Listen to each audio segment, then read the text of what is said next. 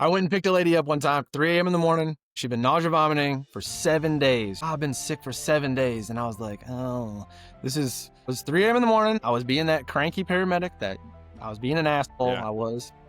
And I was like, oh, you've been sick for 7 days. Oh, okay, sure, 7 days. Me and my partner, we stood her up. We walked her out to the ambulance. She was leaned over, dry heaving. Sat her down, I started a line, I gave her like 8 Zofran. I was like, you're never gonna be nauseous again. And brought her to the hospital, and she was, same thing, just, oh, I'm just so sick, I'm so nauseous, blah, blah, blah, this, that, and the other. And I treated her bad. And I know I didn't do anything wrong, I didn't do anything bad, but I wasn't nice to her, you know what I mean? I wasn't nice about it at all. I was mad, I didn't want to be awake. I dropped her off to the nurse, I gave her a scathing review. I was like, this lady's nausea vomiting times 7 days or whatever. And it turned out it wasn't nausea vomiting, for no reason or whatever. She had had a cerebellar stroke 7 days ago, and her cerebellum was completely dead.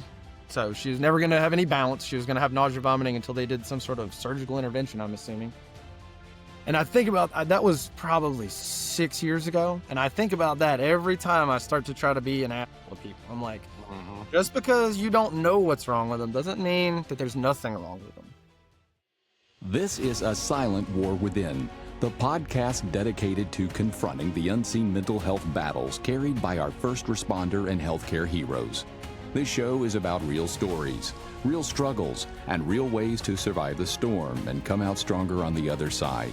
For too long, stigma has kept you silent, but this is your space to bravely break that silence, share vital insights, and build a community where your well-being truly comes first, because your service deserves unwavering support.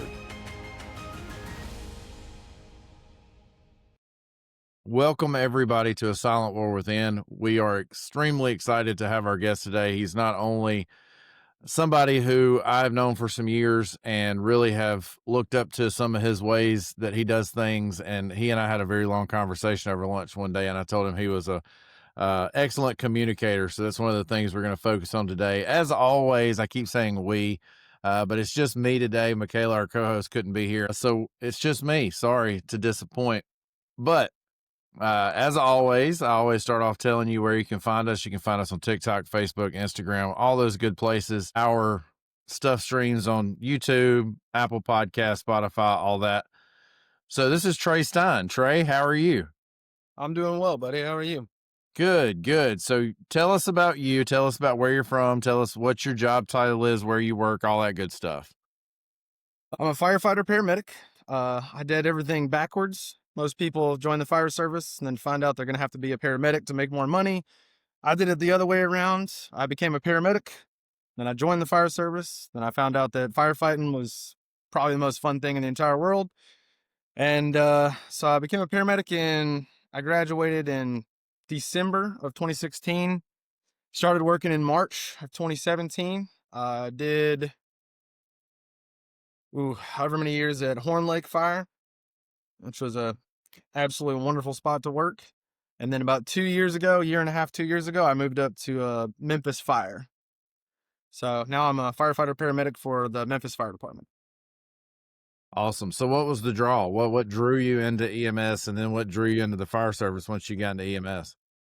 That's it's always the same question. And I think me and I'd say like 75% of the rest of the profession all have the same answer. Nobody picked it to begin with. Everybody kind of fell into it after the fact. Most of us went out in the world and tried to see where we fit in. And after we failed at a couple things here and there, we finally stumbled onto this, and it ended up being way more than we thought it was. Me personally, I got fired from a job that I really loved, working at a restaurant. I was like 24, 25. I didn't have any direction in life, no idea what I wanted to do, no idea where I wanted to fit in. Actually, a good buddy of mine from Olive Branch Fire, he suggested, he was like, hey man, why don't you go be a paramedic? It's a great job. He said, they'll pay you $50,000 a year. All you got to do is show up. You work a third of the year. That's it. I was like, hey, that sounds pretty cool. I'll look at it. I'll see what I see. And then, of course, the career path is EMT basic for a semester. And then I went through Northwest Community College, which was a 1.5-year program at the time. And I got into it. just like a lot of other people in the area, my EMT instructor was KK. Oh yeah. She really sells it. And I was probably like a week in, and I was like, is this the best profession known to man? I was like, I think I'm going to do this forever. This is great. And then I got into paramedic, and I was like, this is even better. And then, yeah, you know, I'm going to apologize to your viewers ahead of time. So I'm going to be long-winded about everything. Anybody who knows me knows that I like to talk, like to hear my own voice. That's So, totally okay. It's basically a talk show, so that works out. So, one of the things that I love about this job that spoke to me was everything else I tried. I went to the University of Memphis. I was going to be a chemistry major. That was boring. Was really boring. I didn't enjoy it. I didn't like it. And then I ended up failing out of there. And then I went back to Northwest a second time. I was going to be a public relations major. Everybody was like, "Oh, you'll be great at that." And it turns out that's not what I thought it was either. That was no fun either. But when I found this is the first time I found something that I would go to school and I actually enjoyed what I was learning. I enjoyed every aspect of it. I enjoyed learning. There's so much stuff to learn on the scientific side of stuff, and then you got to couple it with all these, like communication skills, and then you bring all that together and you go out on your first clinical ride and you realize that you don't know anything. You're like, "Oh, I learned everything in school," and then you No, start you talking to didn't. patients, and you're like, "Oh, this is way harder." Yeah, that's not in the textbook. It's not in any of the It's textbooks. not in any of the textbooks. I had a problem with conversating with people, believe it or not. When I first started, I had very poor patient communication. I didn't know what I was doing. I didn't know how to talk to people in that setting. I knew how to talk to people, but I had never just showed up at somebody's house, the stranger that's here to pick you up. When you say it like that, it sounds weird, but that's basically what we are. We're just showing up at strangers' houses and walking in on what is some of their worst days in their mind and going, "Hey, my name's Kevin. How are you?" Yeah, Not great. I had to call you. that's exactly what it is, and Yeah. Yeah. like learning how to, learning Mm-hmm. all that stuff was really cool. I enjoyed the scientific side of like learning, pathophysiology and learning all the drugs and learning all the cardiac rhythms and all that stuff. And then learning how to, couple that. And then I think another big draw to this job is, I don't know if you've noticed, I'm sure you have, but more than our fair share of people in this business are, ADHD or like mild autism Oh. or, Mm-hmm. whatever you want to call it.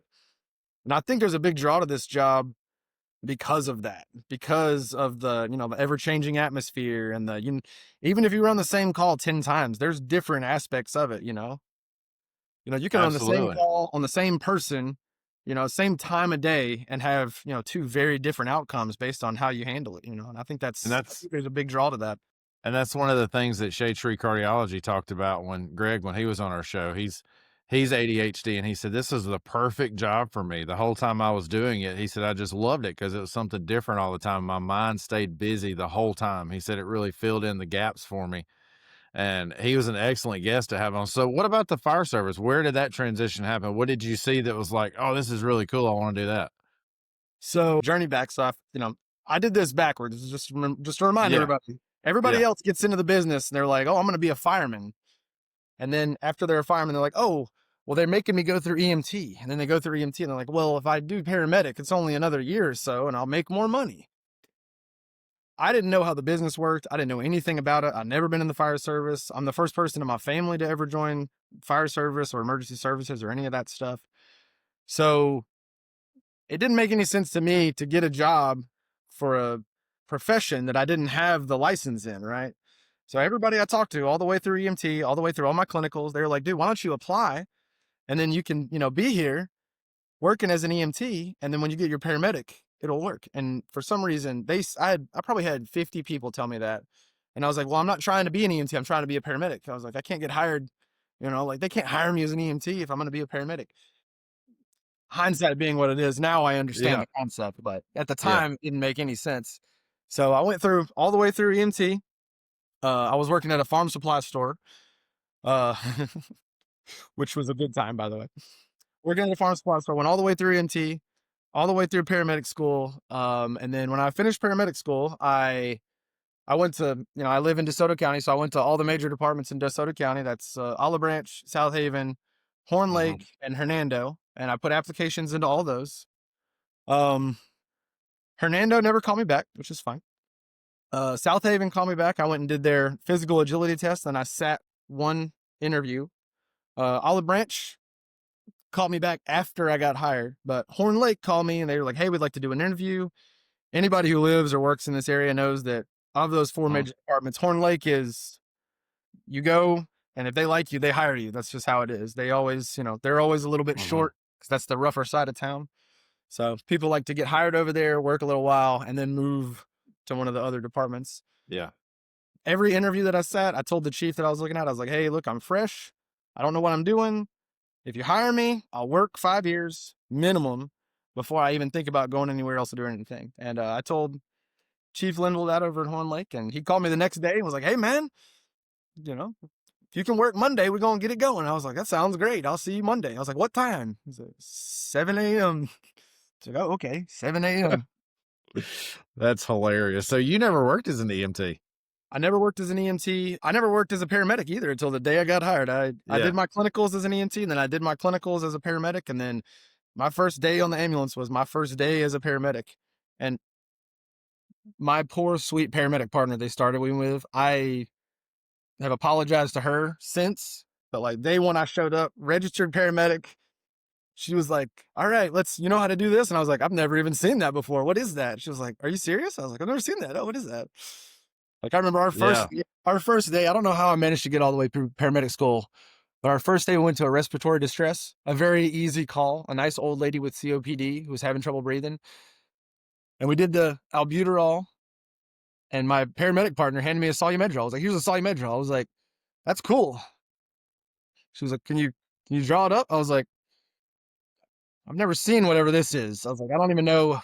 I was like, "Why is there solid? How do you get the solid out?" She was like, "Are you kidding me?" I was like, "I don't know what this is." So she had to teach me she had to teach me everything. And then when she got sick of teaching me, they put me with, I'm going to drop his name because everybody in this county will know him, but they put me with Eric Hughes, who was an EMT. He was an EMT at the time, but he was still a better paramedic than I've ever been. He's still a better paramedic than I've ever been.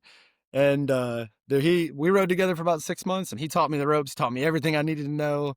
Thank goodness for him. But yeah, I had to learn everything. The first time I picked up a febrile seizure, a little seizure, I was, I was panicking because I didn't know what I was doing. We put her in the back. We put her in the back of the ambulance, and I leaned through and I talked to my paramedic part. I was like, "Hey, what do I do if she seizes again?" And she was like, "Give her some Versed." I was like, "How much?" She's like, "You're supposed to know that." I didn't know anything. I was so green. I didn't know anything about anything. But on the plus side, I think that was a benefit over time because all the stuff that I got to learn not only in a emergency setting, but I also got to learn it when it was actually only me, when it was, up to me to do it. So everything got learned the first time. And I was like, I never want to feel that stupid ever again. So I would go back and I would, study exactly what I was trying to learn and get a handle on it. I'd say, all right, next time this happens, I'm going to do the right thing. And Has your opinion changed when you orient people now about having the time versus coming straight in? Yes, I counsel people to do the same thing that I was reluctant to do in the first time. I always tell people, I'm like, although most everybody, now that I'm at Memphis, pretty much everybody that I precept is either going through the Memphis paramedic program, Dyersburg, or Southwest, and almost all of them are already on the job or they're private service ambulance. So like, I don't think I've ever had a straight, like off the streets paramedic student since I've been at Memphis. You're probably one of the few that I've heard that took that route. It's usually I don't know if you've ever read David Goggins' book, but on the first page, he says, "Hey, this is what I did, but don't do it." If I were to write a book, it would say the same thing and say, "Hey, this is what I did, but don't do it. It sucks." Yeah. Yeah. You'll feel real stupid for a long time. So I guess the next thing, of course, you know what our podcast is about. When did you start understanding that this job took an emotional toll on you? Or when did you start going, man, some of the stuff we see is really heavy? So during that first couple months where I had no idea what I was doing, I ran a call to a local lumber store, and they had They had a 19-year-old guy. I'm not going to get real gruesome with anything, I promise. I'm going to try my best. But just to tell you the story, they had a 19-year-old guy that was on his, I think he was on his second day from a temp agency. So a temp agency sent this young kid over there to work at this lumber company. And somehow a couple 1,000 pounds worth of uncut cypress boards fell off and landed on him and just crushed this guy. We show up. As I've told you, I had no idea what I was doing. I was less than no help. I was probably a hindrance on this call, but luckily there were 2 skilled paramedics there that knew what they were doing. And there was, like they did everything that could be done, but there wasn't anything to be done for that gentleman. I still remember that being one of the first like graphic calls that I ran. And what I remember most about it was when we finally got him to the hospital. It wasn't so much him, accidents happen. You can rationalize that in your head, like, could he have not been standing there? Yeah. Could the boards have been secured better? Yeah. But accidents happen. That's why they're called accidents. But I remember the emotional part of it hitting me was while we were at the emergency room waiting, his wife and his 2 young children showed up, and they're just, his wife is distraught. His 2 young children are too young to understand it. So like, I just remember seeing them, and it becomes more real when there's family involved, As far as like the emotional toll of stuff, I would say that the profession in and of itself kind of dulls that fact for you, because like if you're the only one there that's like, man, that was kind of messed up, it feels strange. And most of the other guys around you, they don't really mention it, they don't really talk about it. Everybody tells you, they're like, oh, this job will make you hard, this job will make you tough. You won't feel all this stuff. And I think there is something to that over time. So when you show up, you're faking it, right? Like it bothers you. Mm-hmm. But because everybody else is being tough, you're like, well, I guess I better be tough too. And then through that process over time, what I've noticed is the emotional toll kind of gets spread out among the whole group of people. And then because there were more people that lived through that same thing that you lived through, and you guys have the chance to sit around, you have the chance to discuss it. A year later, you can say, hey, you remember that time this happened? And we're all like, oh yeah, that was wild. That was crazy. I think in some instances that might bother some people. Some people don't want to relive experiences, but in our specific profession, I think being around people that were there and experienced it with you and being able to talk about it, I think that makes a huge deal. As far as how the emotional toll like hit me, again, I'm sorry, I'm gonna tell long stories for the rest of this day. I love it. But I remember the first time that I was like, oh, okay, that's new, was backstory. I grew up on a cattle farm.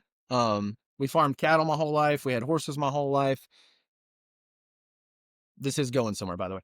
Animals, like we used to, I've never had any problem like putting down animals, you know what I mean? Like, especially animals that were hurt, animals that were sick, animals that we didn't like, pest animals, raccoons, various barn cats we had too many of, stuff like that. Well, I remember about a year or 2 after I started work for the fire service, we had a barn cat at my parents' house, and she gave birth to a bunch of kittens in my car that was in the garage. Not mad about it, just happened. And she ended up going septic and dying after that birth.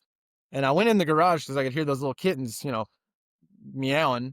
And of the 5 that she had, there were 2 that were still alive. And I remembered in my head thinking, oh, man, probably need to kill these 1-day-old kittens, like they're not going to make it. It's going to be a lot of work, like you should probably just either just walk away and let them die or kill them and put them out of their misery, either way. And man, like I just, I've been doing that my whole life. I've been doing that in 25 plus years. And something about that time, I was like, I can't do it, I was not able to do it. I ended up putting them in a box and warming them up and giving them milk. I ended up getting on Facebook and being like, hey, can anybody take these kittens, please? So you think that reaction was directly related to what you've been doing and how it had emotionally affected you? I do. Like you see enough, senseless death or senseless violence and all that stuff. You're like, I just don't want to add to that. I saw a post the other day by, it was like unknown Ukrainian soldier or whatever. but it was saying it's the little things that change when you come back from war. And he was talking about he doesn't kill spiders anymore in his home, right? He's like, when I see spiders, I pick them up and I take them outside, and it drives my wife crazy. But, when you think about it, like the worst thing the spider's done all day long was be seen by me. Does that really is that really worth killing him over when I could just pick him up and I could take him outside? And that's kind of how I feel about it. Like I don't really, that's the best description I can give for it is like the little things. You're just like, well, I could let this, I could let this spider, die, or I could let this mouse drown in this, bowl that it fell into, or I could get a piece of wood, could pick him up. Yeah. I think that's very interesting. That's the first time that I've heard that since we've been doing the show. And I think that's a very interesting point to explore a little bit, because I think we do that. I think that we do see enough senseless death that we're like, it's not a big deal. We can just get rid of the spider. And that seems mundane and very small, but in the grand scheme of things, like, we start to think of ourselves as the lifesavers is so overused, but protectors of life, kind of. Yep. And that's we don't want to take any more of it. Yeah, the soldier who posted that at the bottom of it, he was like, I see myself in the spider. And I was like, I don't see myself in these, small animals or anything like that. But I do see, other people. Yeah. Yeah. So did you ever notice this? And you kind of hit on it a little bit with that story, but there was kind of an internal shift in your mindset. Did you ever see it with you, with your irritability, or you got more emotionally numb? You mentioned that as well. Did you have changes in your humor? I've not seen changes in your humor. I've only seen your humor exponentiate over the years. No, I'm lucky or blessed, or I don't know what it is. Maybe I'm a psychopath inside. I have no idea. But like I said, I'll touch on. So there are, like I said earlier, you can rationalize anything if you try hard enough, but as far as accidents go, any kind of accidents, drownings, falls, you can rationalize accidents because they are car accidents that kill people. Like, should they have probably not been drinking? Yeah. Should they have probably not been driving? Yeah. But in the grand scheme of things, do people drive home drunk all the time? They do. So, I mean, it's not like they drove home drunk on purpose and hit a bridge. They might have. That's on them. If that's what they wanted to do, that's on them. I'm not justifying that. I'm not saying it's a good thing. It's not a good thing. But I'm saying is it's an accident. Accidents happen. There's, we can I can prevent accidents here at my home. I can prevent accidents with myself. If you've ever gotten stuck behind me on the highway, I drive 65 miles an hour. That's my top speed. That's the fastest I'm going anywhere I go. We would not be friends if we ever rode together. I could not. A lot of people. I used to drive, when I would drive to Horn Lake, I would get 2 or 3 calls every morning from different people that were going to the same work that I go to. And they'd be like, man, is something broken? Why are you going so slow? Like, I go this slow every morning, and I got a habit. They would call me every morning, like, just fast you see, buddy. But that's as fast as I want to go because 1, I get better fuel economy. 2, the chances of me, dying from a car wreck at 65 are slightly better than the chances of me dying from a car wreck at 80. Like, we all know that speed, it makes a big difference. Speed creates kinetic energy. That's how we're having all these troubles. My reaction time is better at 65. And these are the ways that I mitigate risk in my own life. Like, my son's not allowed to play with coins, like random stuff that you learn over time, like, hey, no coins for you, little dude. My son's 2, by the way. He's, that's my best pal in the entire world. Anybody who's met him knows. But, you can mitigate risk in your own home, but essentially most of our job is accidents, and accidents happen. That being said, what I have noticed that affects me more than anything, especially like over time, is like evil. Like true evil. When you see true evil, like when we run calls where people have purposely hurt other people because that's what they wanted to do, not accidents. I don't even lump like gang violence in with that, like 2 guys shooting at each other and one of them hit one. That's evil on evil, or, bad on bad, or whatever you want to call it. Again, I don't lump that in with this. This is people hurting other people just because that's what they wanted to do. In my career, I've only seen it a couple times, but when you see it, I don't know why. Like I said, anybody who's ever talked to me knows I've talked to them about this subject before, but those are the calls that stick with me. People who hurt other people just because they wanted to. So that's very interesting because, and the reason it's interesting is because you now work in an area that has a high likelihood of you seeing that on a day-to-day shift. I Um, see it quite a bit more now. yeah, we live in an area, Memphis, the Delta, kind of these areas that you and I have worked in, where we just have a high probability of seeing that. Do you think that that is geography specific because of where we live and the people that we deal with, or do you think that is a larger problem? Let me understand your question. You're saying that we see it more here in North Because of where we Mississippi? live, yeah. Because You of the Memphis climate and everything that we have going on, I think we see it more here, so because of our clientele that we see. so I work in Memphis. I choose to live down here near Senatobia, Mississippi, because the farther away you get from Memphis, the less of that you see. And that's pretty much the case in a big wide circle around Memphis. The farther you push out to Tennessee, farther you push down here to Mississippi, the better things tend to get. I would say that's 100% Memphis in and of itself, because what you get in Memphis is you get people that are doing crime because crime has been non-criminalized there, right? So they can do crime, they can get arrested, they walk back out the next day. There's no consequences for the actions that they have. So they'll do a bunch of crime, they get back out on the street, they go right back to doing crime because they know if they get arrested, they're just going to walk out again. And I would say, you could say, oh, maybe not, but I'm going to touch a subject, and I apologize to anybody who disagrees with me, but you can see the last 2 to 3 weeks of the federal agents being here in Memphis. There's been a huge change just in simple stuff, just in the driving. Like if you've driven on 240 in the last 2 weeks, you're like, oh, this is pleasant. Everyone's going the speed limit. Everybody's car has tags on it. Nobody's going 100. This is phenomenal. And that's low level, like traffic enforcement. You know what I mean? Not Yeah. to mention that now where I work in Hickory Hill, we're seeing changes on the street just from them pulling criminals off of the street. Criminals are less likely to try to do crime when they think they're going to get caught and prosecuted federally. Yeah.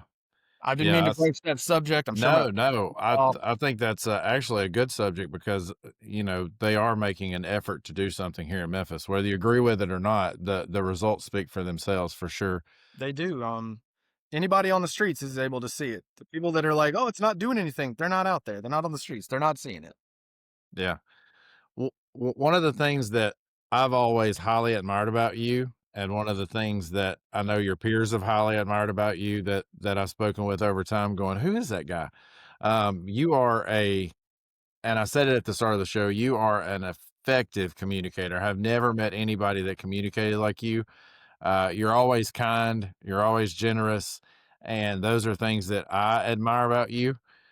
And you go into people's houses on their worst days and you communicate that way. And I think that is such a gift. How do you maintain such a level of kindness and grace in the way that you talk, even toward what we believe to be the least of these sometimes? I really appreciate that. I'll be honest with you. That's it's probably one of the best compliments that I could get, because that is something that I try to do every day. One of the I'd say one of the main things that I try to keep in mind is if somebody was showing up, on an ambulance or a fire truck or in any capacity at all, and they were going to talk to my grandmother, how would I want them to talk to my grandmother? And that's how I try to talk to people. Um, I, you know, the least of us, there's still us. There's still people. They still need stuff from us. Unfortunately, the least of us are sometimes sicker than us, like Uh-huh. people with good sleep habits and good diets and stuff like that. They're more sick than us. But I think it's so I'm gonna read you some. I took a picture of this. I saw it the other day on something that somebody presented to us, and it was do do do do do do do. So I'm gonna butcher this, but the Mariband's 73855 rule on communication. It says that when communicating, 55% of your perceived thoughts are being perceived through body language, 38 are being perceived through tone, and only 7 are actually being perceived through what you say. So, if you're having a conversation with somebody, you're trying to tell them something, only 7% of that is being perceived by the words that are coming out of your mouth. 38 is coming from the tone that you use, and 55 is coming from the body language. And we've all seen it. Take any paramedic. I'll tell you, I used to work with a guy. We used to say he's the best paramedic in the entire world until 10 o'clock at night. After 10 o'clock at night, he was mad. He was mad at everybody, no matter what your complaint was. He was always mad. 3 a.m., you get called. Yeah. Somebody's like, oh, well, I think I'm having a panic attack. And you're like, not really a medical emergency, not really a 911 call. But, if you if you walk in and you got this look on your face and you got your arms crossed, you're like, what'd you call us for? What did you call us for? They're automatically perceiving that you don't want to be there. And in any interaction you have from that exact moment to the end, it's all going to be bad. You're going to be playing catch up the whole time. You're going to be trying to get them back. The people that I precept, I try to teach them the same steps every time. I'm like, come in. Just because dispatch told you that, they have a stubbed toe doesn't mean that's what's wrong with them. All right. So don't assume everybody's lying. You can come to that conclusion later on your own, but come in, kneel down in front of them, get your eyes lower than their eyes, paint a face of concern. All right. I don't care if it's real. I don't care if it's fake, whatever. Paint a face of concern on and ask them what's bothering them today and go from there. They say, oh, well, my toe's hurting real bad. You say, all right, well, let me take a look at it. You look at their toe. And then I'll tell you something that also helps with me is I don't lie to patients. Like, I don't lie to patients. So if I run that proverbial toe pain and I look at it and I'm like, yeah, it looks like you got a hangnail. They're like, is that serious? I'm like, not really. I mean, it can be over time. If you didn't have this treated for 6 months and it got infected, yeah, you could have a real problem. As of right now, it probably just hurts. You could probably get it handled at any clinic. We're already here. If you want me to take you to the hospital for it, I can. That's what they pay me to do. They pay me for 24 hours a day. If I'm sleeping or I'm running calls, I get paid the exact same. If you want to go to the hospital with me, let's go. That's such a fantastic outlook that I had to work very hard to adopt. I have it as well. And it took some time. And I worked with a guy, and you may know him. His name was Michael Kennedy.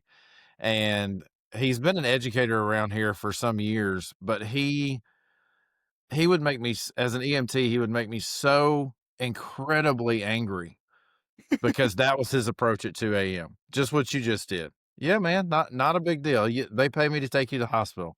And of course, I was that paramedic you were referring to. Maybe not in reality, but that's how I felt as an EMT. Like, these mother call me at 2 a.m. for a toe pain. I was just so angry all the time. And he would just be so nice to him, like, come on, let's go to the hospital. Cool deal. Yeah. And I'm like, I cannot stand this guy. But through that, he was teaching me something. And then I became, when I got my paramedic, I was like, I want to be like that. And I kind of adopted that. It was something I had to learn. But it made my EMT partners angry too, which was a little bit of fun as well. I didn't realize how much fun he was having with that. It's always fun. It's always fun being the nice, compassionate guy, but it's also always fun for me being the nice, compassionate guy to have that angry partner, right? Because when that angry partner, the patient's like, well, what's wrong with him? And I'm like, well, I can tell you what's wrong with him. Okay. What's wrong with him is you called us for something that could have easily been handled at a clinic yesterday. But instead you waited till 3 a.m. You called us. He had to get up out of bed. He's got 2 kids at home. He's very tired. And now he's going to drive us to the hospital. We got to wait on the wall for 2 to 3 hours before he's going to get to go back to bed. That's why he's angry. And they'll be like, oh, well, and I'm like, no, I mean, it's cool. This is what we do. I mean, they pay him to do it, but I mean, they don't pay him to be happy. So it is always kind of fun to have both of those. Luckily, so the partner that I have right now, I won't drop his name either, but the partner that I have right now is like me. He's like, I like the fact that we bitch about patients on the way and we bitch about Yeah. patients after, but when we're Yeah. there, we're all business. We do the best we can and we try to be nice to everybody. He's like, Yeah. he likes that. No, That's a, I love that too. Man, it's funny because one of the things that I used to do as a new paramedic that always drove my partners just absolutely nuts. I don't know if you did this, but even after being an EMT for 7, 8 years before I went to get my paramedic, I did never want to get caught with my pants down. yeah. I took everything to the door of the patient's house. So Mm. everything went to the door. I pile it on the stretcher, take it out of the door. And there was one partner. Her name's Ashley. She worked with you at Horn Lake Fire. You know who I'm talking about. I know exactly what you're talking about. And that aggravated her so much. I would do it on every single call, whether I was scared of it. It became a joke to me because I wasn't scared of it anymore. I was just doing it to aggravate her. So it is very, very fun to have a partner that's kind of all the time. Oh, she's the best one too, because she's got that Yeah. face where everybody thinks she's mad all the time. She's And probably she's the not. sweetest paramedic on the whole department. She's an Yeah. absolute angel. We all love Yeah. her. Yeah. They're like, oh, what's Same. wrong with her? I'm like, there's nothing wrong with her. She's the only partner I've ever had that's broken one of my bones with her driving. So she hit the gas too hard and I stuck my hand out to like brace myself and she completely broke. I mean, my pinky finger hit the wall so hard it just completely snapped. And I always mess with her about it when I see her that she's the only partner that's ever done something like that to I me. love So it's her. always a fun little jab that I take at her. I love But her with all my heart. I've even seen you at the desk of local ERs have a combative patient or a patient that's causing some drama. You know how those patients are. And you just have a way of just calming those people down. I don't know if it's your tone, I don't know if it's your body language, but there's something that you have to be telling yourself in your head to keep your composure. I want to know what that is. I want to know the tips and the tricks to be the Trae Stein communicator expert. Oh, God, I wish I had tips and tricks for you. I'm going to be honest with you. If you hadn't figured it out already, I just like to talk. Right. And I Yeah. love to talk. I love to talk to anybody about anything most of the time. I especially love to explain to patients because patients are always mad about the same couple things. They're mad that it takes so long. They're mad that they're, sitting on the wall.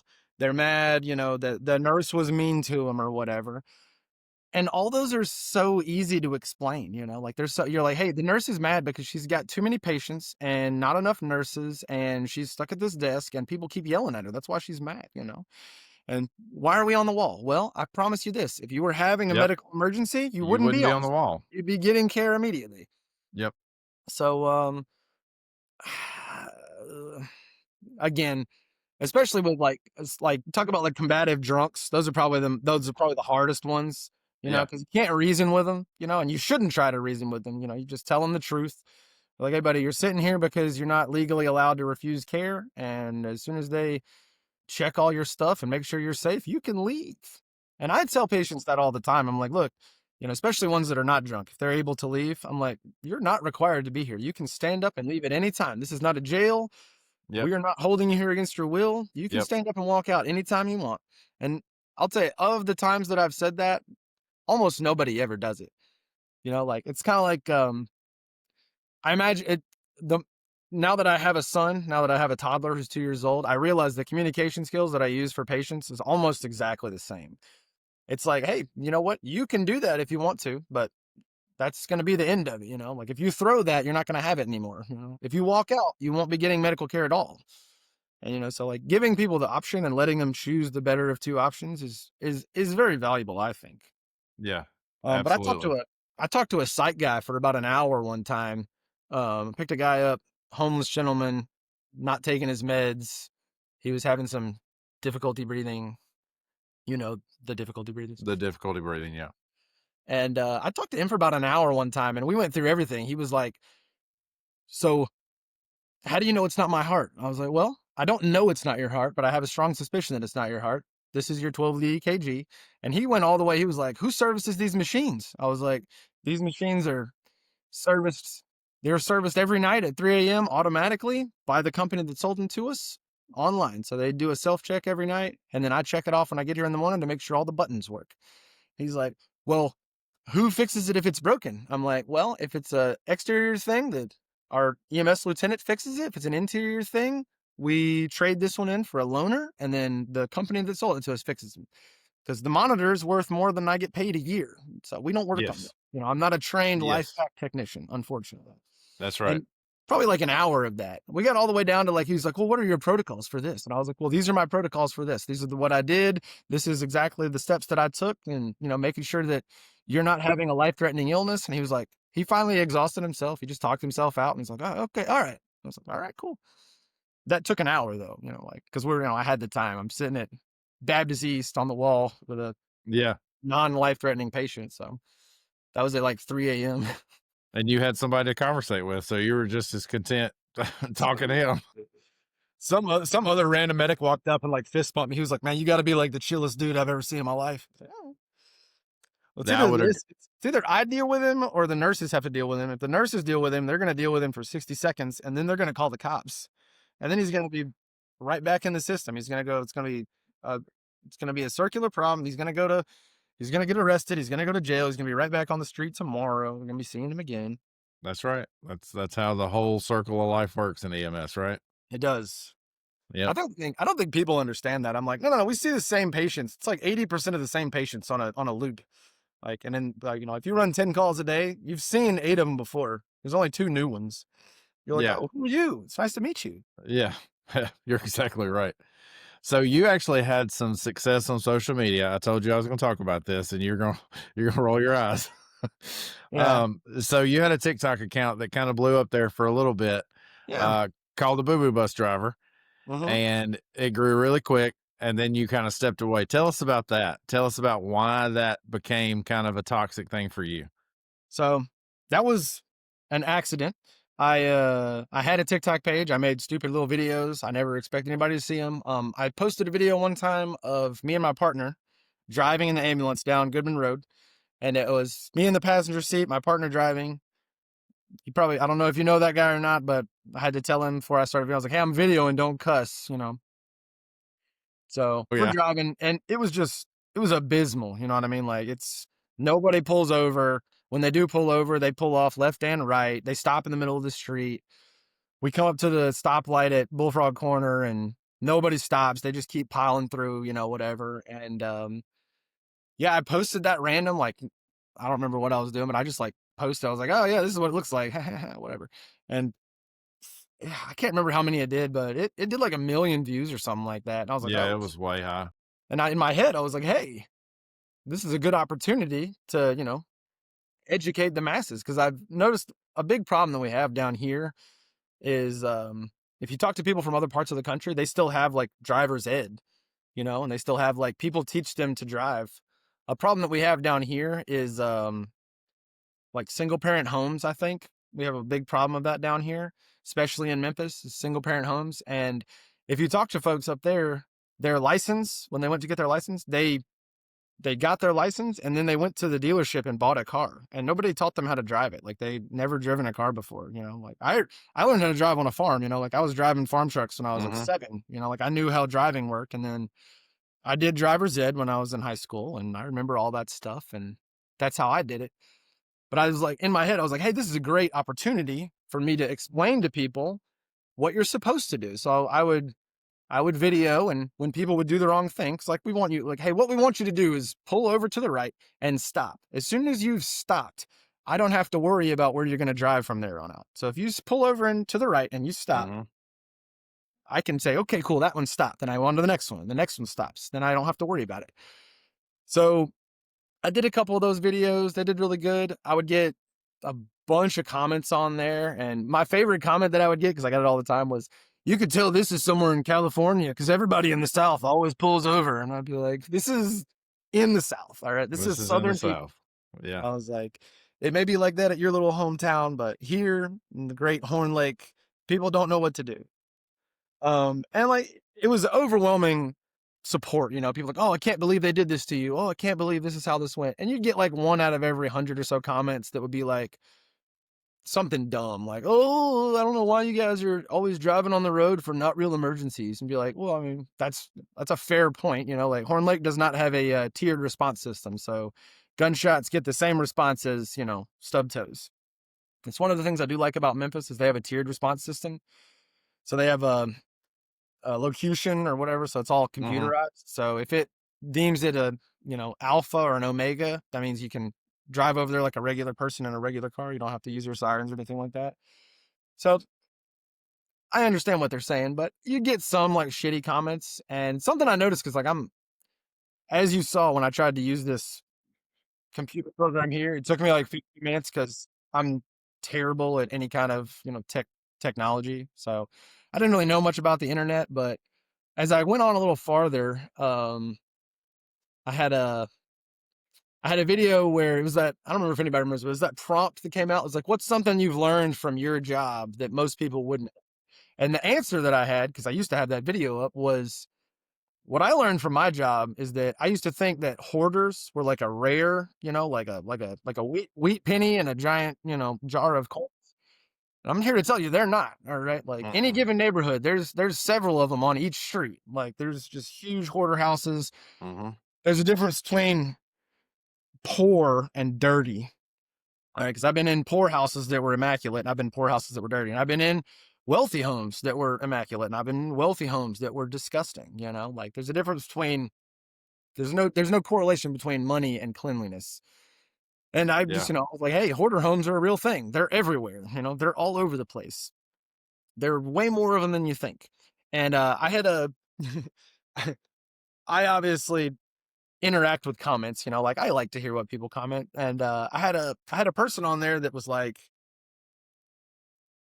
this is, like, you don't know what people are struggling with, their mental health and this, that, and the other. Oh yeah.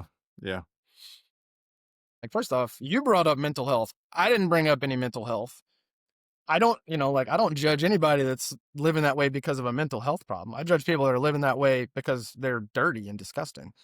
Like I'm not saying, hey, these filthy mental health people are bad. I don't like that. I love it. That's what sucks about the internet, is because like that person doesn't know who I am. Probably one of the more compassionate people they'll ever talk to. I'm extremely compassionate to everybody and all of their, woes and ails and whatnot.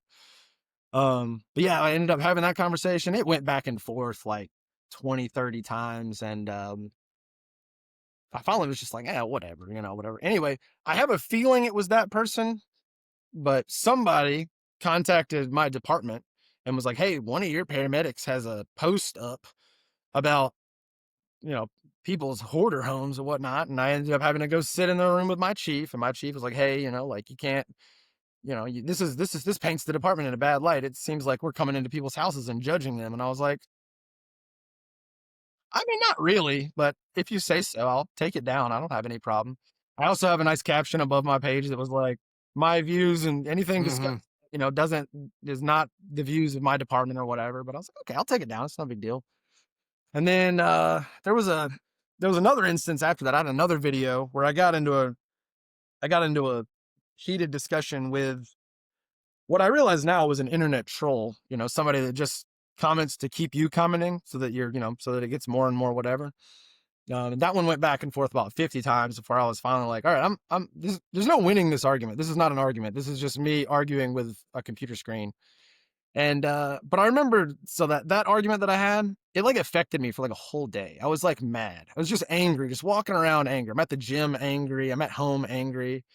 My girlfriend, now wife, was like, hey, what's wrong with you? And I was like, this stupid person on the internet is making me mad. She was like, you should probably just let that go. And I was like, that would be nice if I could let that go. That'd be super cool. But after that, I was like, after having to talk with my chief and, having somebody, I was like, is that what we're going to do? We're going to let random, people from the internet call into the department and control what we do on our social media pages? Is that what we're going to do? So after that, I was like, I don't think this is for me. I quit posting videos for a while. When I do post videos, they get seen by 500 people, which is great. I'm like, this is exactly what I want. I want 500 people to randomly see my stuff and this. And I stay away from all the, Memphis has a much more clear cut social media policy than Horn Lake ever did. So I just steer clear of it, stay off of it. It's probably better for my mental health anyway. No doubt. No doubt. We've been very lucky not to have any real trolls. And I mean, I've said it before, but I never started this podcast to get famous. That's not the basis of it. I just enjoy doing it. And I think it sheds light on something important. So our videos are seen by 700,000 people usually, and we don't get the trolls, but I've asked numerous of the large creators that I've interviewed, especially the women, how they deal with trolls, and you would be so shocked at some of the stuff they get. Yeah. Like Paramedic Sophie, Flight Nurse Shay, like all those women who represent women in EMS very well on the internet. Man, they get some trashy, trashy comments. Yeah. Trashy. Yeah. Wherever your mind's going, they absolutely can fill that blank of yeah, that's happened. Dude, it's a Even to nightmare. it's a nightmare. So, and I always ask them how they deal with it, and most of them just block and move on, and a few of them have gotten down the rabbit hole that you went down of like trying to perpetrate an argument with them, and it never works. You always have to just let it go. So, kudos to you for being able to recognize like this is not good. I don't want to do this. Well, I never did get to cash out my $20 that I made from TikTok, so just 20 leave that. bucks. 20 whole. Wow. Hey, it's more than me. I mean, do. I remember I had like 2 videos in like 1 month that hit like 1 million, yeah, and I was like, "Oh my god, maybe I could be rich from this." And then like the next month I was like, "Nah, I don't want to be rich from this at all." no, But I don't either. I will say just all of the people that you've had on your show, I love all of them. It's baffling to me that I get to be on the same show as even half of the people that you've had on here. I mean, Dude, I am getting to literally live a dream to be able to talk to some of these folks. I know, Like dude, it has been so much fun. all those And people are awesome. and to have Shade Tree Cardiology randomly text me once a week and go, "Hey, dude, what's up?" Like we're buddies, and I guess Cool. we are now. But that's just wild to me. Like Dude, just to have, I've been following his stuff for years. yeah. Oh, dude, it's crazy to me And to he's be on the same podcast as those and guys. for a long time, I was like, "Hey, Shade Tree Cardiology," like that's how I would respond, like his Yeah. what I think of as his appropriate name. Right. And he's like, "Just call me by my first name." And I'm like, okay, Greg. Great to hear from you. That doesn't sound right. Yeah. And he does. He reaches out to us. Sophie talks to us. I mean, it's just wild to see some of these people that they're just like you and I. Like, there's no difference in them. They're just like you and I. Yeah. Greg, Shade Tree Cardiology, put it best. He was like, "I'm just a celebrity with a little C. I'm the same dude I was running ambulance calls." He said, "I still run ambulance calls." He said, he said, "I showed up at patients' houses and they're like, 'Aren't you on TikTok?' And he's like, 'Yeah, sort of.'" As a matter of fact, I am. I'm like, "Sort of. Sort of. Million followers or something." You know, he's just sort of. But I mean, all of them have been just so down to earth. So I'm getting to live a dream too. One of the things I wanted to start to kind of wind down with is your family. You have a beautiful family. You have a wife who is phenomenal. She ate dinner with us the day we went and met to talk about how this was all going to go. Yeah. And she's awesome. She is so cool. So love your wife, but you're a father. You got a 2-year-old you mentioned. You got a baby on the way, right? I do. All right. When are we expecting now? February. February. Oh, we're getting close. We're getting close every day. We're getting close. And one of the things that I learned in my career is that when we have kids, it kind of changes the way we look at patients, especially pediatric patients. Golly. You start to personalize some of those patients and see your children while they're laying there hurting or dying or whatever's happening. So how does having a wife, your current child, and soon newborn kind of force you to shift some of your coping mechanisms to realize that there is a difference now that you're a father? Well, I'll say it's a double-edged sword. One, before I had kids, I was the same as every other provider. Just, pediatrics are a little scary. But now that I've had a child and I've raised one up 2 years, like every time I pass a new milestone, I feel like I just bank more knowledge on children. I used to be scared of kids. Now I'm like, first one through the door. I get the kid. I'm like, hey, I got him. Like I love kids. They're the absolute best part of everything we do. It's way easier to deal with pediatrics once you've had a child, once you've raised one, at home, the things that are normal, the things that are abnormal. It's funny to me that now that I have one, it's way easier for me to see sick kids for being sick. I'm like, cause like the whole time I was like, I don't know, is that normal? Are they supposed to breathe like that all the time? Who knows? But now that I have one, I'm like, that kid is sick. That kid definitely is sick. Let's get this handled, you know? So there's Yeah. that. Um, as far as coping mechanisms go, I think I figured out nice and early in my career. Well, one, my sweet, beautiful wife, who everybody doesn't know, she's also a paramedic. She's a stay-at-home mom now, so she was a paramedic riding the ambulance for 2 or 3 years there.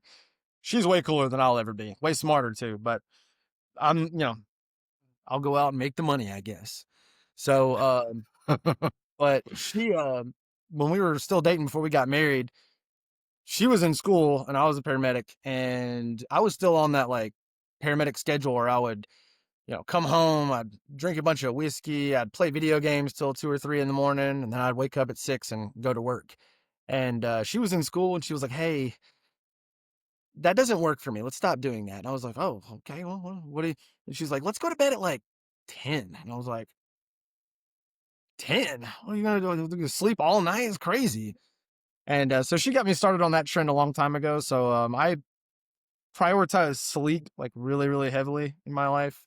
It used to be easier before we had kids, but it's, I still try to get in bed. Like if it's 10:15 and I'm looking at I'm like, "Whoa, we messed up. We're 15 minutes late to bed. We've made a terrible mistake." But I would say sleep has probably been a really big one. I don't drink alcohol anymore. I quit drinking. I got diagnosed with rheumatoid arthritis earlier this year, so I quit drinking for that. But I also like been kind of I've been trending down on drinking for years. To where I was drinking like maybe once or twice a week, and I would have like one or two maybe. So like it wasn't that big a deal getting rid of it. I haven't missed it a single time since I quit drinking. So not drinking, sleeping good.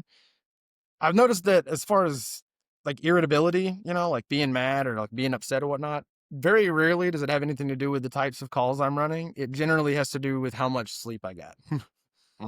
I don't find myself to be more irritable when I run bad calls. I do find myself to be a lot more irritable when I haven't slept the whole night.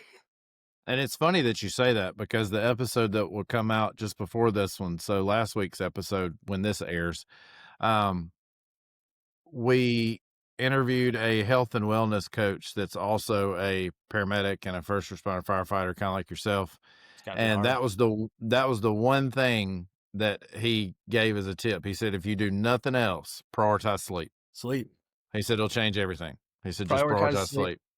I do my best. I do my best to avoid daytime sleep whenever possible. Of course, if I work all day and then I work all night and I have to take a nap, something I tell to the rookies, I'm like, don't go home and sleep all day. Whatever you do, I'm like, go home and sleep for 3-4 hours tops. Wake up at noon, live the rest of your day, go back to bed at 8. But if you sleep all day, then your sleep schedule's ruined till the end of the set. You'll know you're not going to get it back. Um, I try to prioritize exercise. I struggle, just like every other parent, trying to find the time. I live all the way down here, so I got to wake up at like 4:30ish to get to work on time. And then when I come home, I'm not getting home till 8:30 or so. So trying to find time to exercise is difficult, especially Memphis is really high volume, so it's tough to find time to exercise at work as well. As far as coping mechanisms with bad calls and stuff like that, the only thing I've noticed is if I run major pediatric calls, like anything to do with children where God forbid a child dies or a child gets injured or something like that, my first instinct is I really want to get off of that call and I really want to, call and or FaceTime my son and talk to him and just tell him that I love him, make sure he's good. There is a big benefit to having my wife stay home with him. I worry a lot less. You know what I mean? So, Sure. anybody Sure. who's looking at, both parents are working and they got to put their child in daycare, they got to stay with their grandmother and stuff like that. I would imagine that is a next level of concern. Like There is some, yeah, probably just worried a lot absolutely. more often. Like I don't worry near as much just because I know that he's in good hands. I know Yeah. that he's well taken care of. I know that he's being focused on, one-on-one almost every day. So that helps a lot. And by somebody you implicitly trust Yeah. without any question at all. Oh yeah, that's a big difference. Yeah. It's a huge I difference.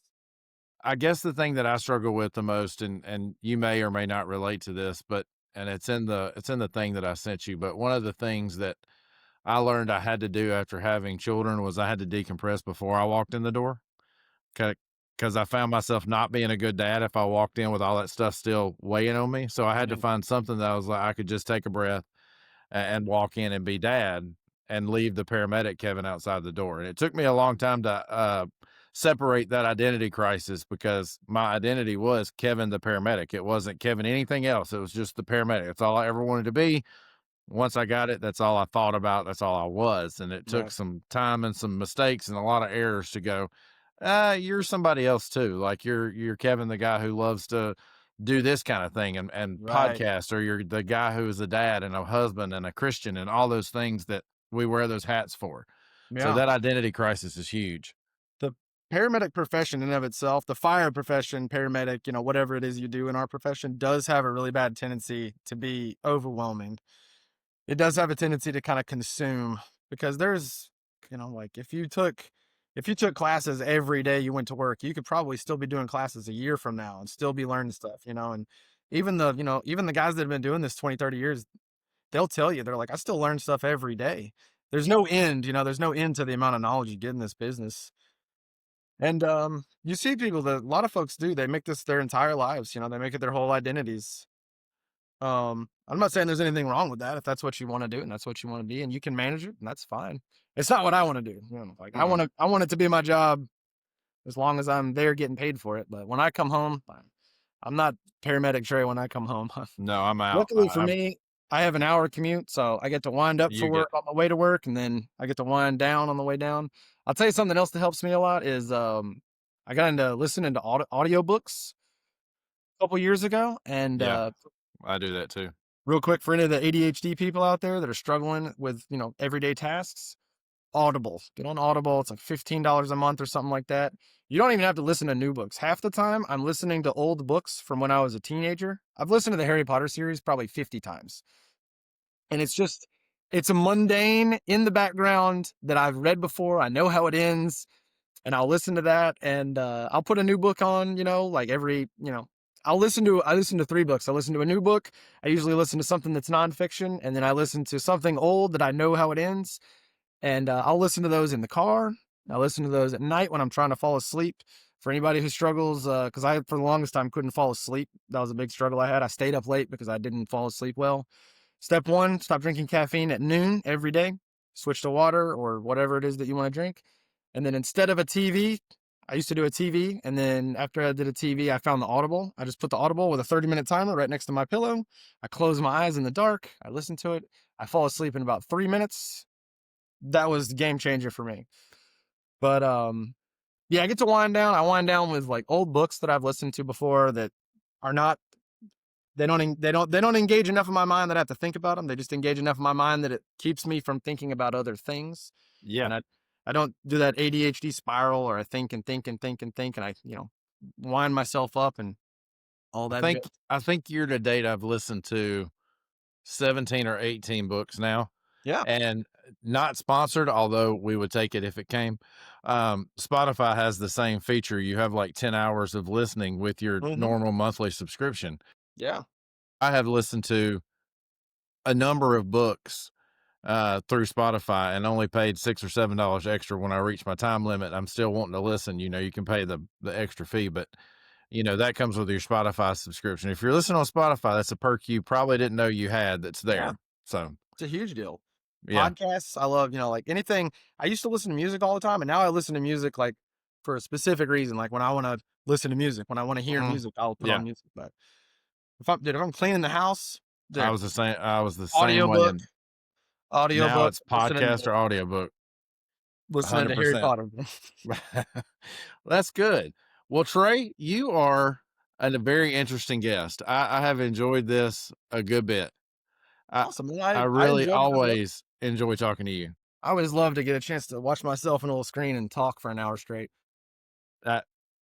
If I thought that was a lie, I would laugh at that, but I think that's probably the truth. So give us one.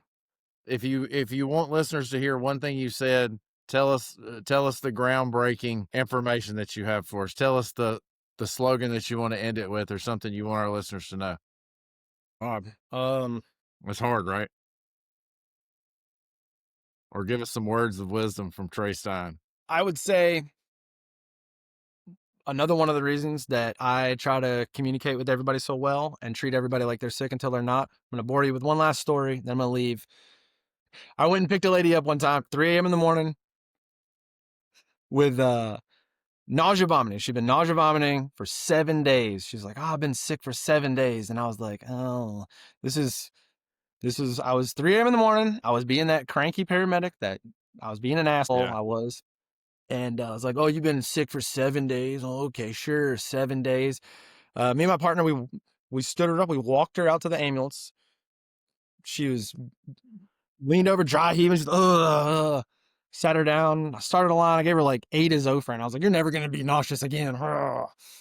And brought her to the hospital. And she was, same thing. Just, I'm just so sick. I'm so nauseous, blah, blah, blah, this, that, and the other. And I treated her bad. And I know I didn't do anything wrong. I didn't do anything bad, but I wasn't nice to her. You know what I mean? I wasn't nice about it at all. I was mad. I didn't want to be awake.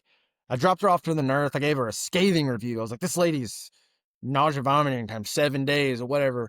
And it turned out that it wasn't nausea vomiting, for no reason or whatever. She had a cerebellar stroke 7 days ago, and her cerebellum was completely dead. So she was never going to have any balance. She was going to have nausea vomiting until they did some sort of surgical intervention, I'm assuming. And I think about that was probably 6 years ago, probably. And I think about that every time I start to try to be an asshole to people. I'm like, just because you don't know what's wrong with them doesn't mean that there's nothing wrong with them. I was like, we can hazard a guess. We can say there's probably nothing wrong with them, but just because you don't think there's something wrong with them doesn't give you the right to be a jerk to them. They called you, they wanted you here, they're asking for your help them with a smile. And then after you leave, you and your partner can yell about it. That's good advice, and that's a good story to live by. I used to tell paramedic students that I would orientate, like, you can be the worst clinical paramedic around, but if you treated somebody nice, they're going to remember that. Nice They're doctors do going not to get remember sued. that. Mm-hmm. Nice doctors They're don't going- get sued. Somebody told You're me right. that too. And that's accurate. I believe that. Well, Trae, thank you for joining us. We are excited to be here. We're excited to be doing this every week. We have a good time. We enjoy our guests, like you've heard me talk about. And as always, if you guys want to follow us and watch our stuff, Instagram, Facebook, TikTok, we have a website, asilentwarwithin.com, where you can reach any of the hosts here, and we put our guests up there, and any of their social media or anything that they give us to put out. So you can always find that there, and you can listen to us on Spotify, Apple Podcasts, and YouTube. Trae, thanks again for joining us. We had a good time. I appreciate it, buddy. And as always, be safe, take care of your mind, and we will talk soon. You've been listening to A Silent War Within. If this episode resonated, please subscribe, leave a review, and share with someone who needs to hear it. Remember, you're not alone and your well-being matters. It's time to end this silent war.